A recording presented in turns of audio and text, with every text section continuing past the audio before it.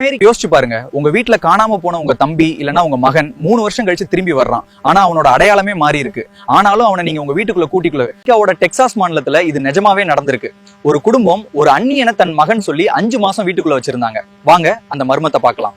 1994 June 13 டெக்சாஸ்ல இருக்கிற 13 வயசு பையன் நிக்கோலஸ் பார்க்லி திடீர்னு காணாம போறான். போலீஸ் தேடியும் அவன் கிடைக்கல. 3 வருஷம் கழிச்சு ஸ்பெயினில் இருந்து ஒரு ஃபோன் கால் வருது. உங்க பையன் இங்க ஒரு போலீஸ் ஸ்டேஷன்ல இருக்கான்னு சொல்றாங்க. நிக்கோலஸோட அக்கா அங்க ஓடுறாங்க.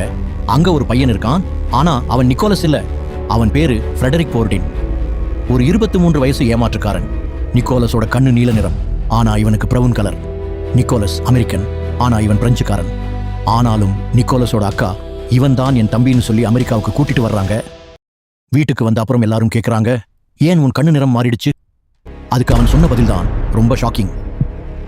அவன் என்ன சொன்னான்? அந்த குடும்பம் அவனை ஏன் ஏத்துக்கிட்டாங்க? இதோட அடுத்த பாகத்துல பார்க்கலாம். மறக்காம சப்ஸ்கிரைப் பண்ணுங்க.